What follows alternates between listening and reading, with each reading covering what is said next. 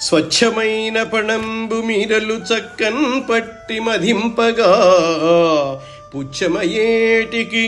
పుచ్చమేటికి మాకు పట్టగా పురుషత్వము కల్గి మేము అచ్చమైన తపోబలాధ్యాయనాన్వయంబుల వారమై ఇచ్చయింతుమే తుచ్చవృత్తికి నిండు మాకు ఫణాగ్రముల్.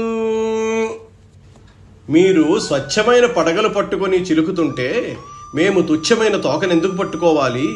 ఇది మాకు చాలా అవమానం. మేము పౌరుషము, గొప్ప తపస్సు, చదువు, కులము, బలము కలవారము. ఈ నిజమైన పనికి మేము ఒప్పుకోము. మాకు పడగలివ్వండి, మీరే తోకపుచ్చుకోనండి అని రాక్షసులు దేవతలతో పలికారు. అని పలుకు ధనుజులను చూచి విస్మయమున్ పొంది దానవఘస్మరుడహిపణమున్ విడువగా గైకొని అసురుల్ విస్మితముఖులై ఆర్చిరి అస్మితముగకొనిరి సురలు నీకంతోకన్. విష్ణువు ఆశ్చర్యంతో వాసుకి పడగ విడిచిపెట్టాడు. రాక్షసులు గర్వంతో కూడిన మొగాలతో కేకలు వేస్తూ పడగలు పట్టుకున్నారు. దేవతల వినయంతో తోక పట్టుకున్నారు. ఈ విధంగా సముద్రం నడుమ మందర పర్వతాన్ని ఉంచి అమృతం కోసం గట్టి నిర్ణయంతో వాసుకి తోకను దేవతలు, పడగలను రాక్షసులు పట్టుకొని చిలుకుతున్నారు.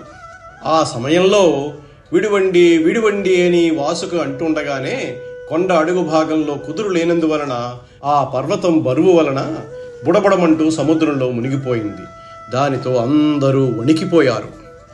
గౌరవమైన భారమున్ కవ్వపు కొండ ధరింపలేక దోసార విహీనులై ఉభయ సైనికులున్ కొడు సిగ్గుతోన్ కూపార తటంబునన్ పడిరి పౌరుషముంజడి పాండవేయ ఎవ్వారికి నేరంబోలు బలవంతపు దైవమున్ ఆక్రమింపగన్.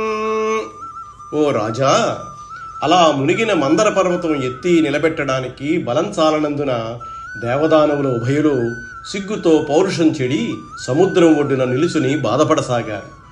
బలవంతమైన విధిని అతిక్రమించడం ఎవరికీ సఖ్యం కాదు కదా. కూర్మావతారము ప్రారంభం. వననిధి జలములలో పొలమునిగడి గిరించూచి దుఃఖమునన్ చింతాబ్దిన్ మునిగడి వేల్పులన్ కనుగొని వనజాక్షుడు వార్ధి నడుమ వారలు చూడన్. సముద్రం నీళ్లలో మునుగుతున్న మందర పర్వతాన్ని చూచి అంతులేని దుఃఖ సముద్రంలో మునుగుతున్న దేవతలను విష్ణువు అవలోకించాడు. వారు చూస్తుండగానే అతడు సముద్రంలో దిగాడు.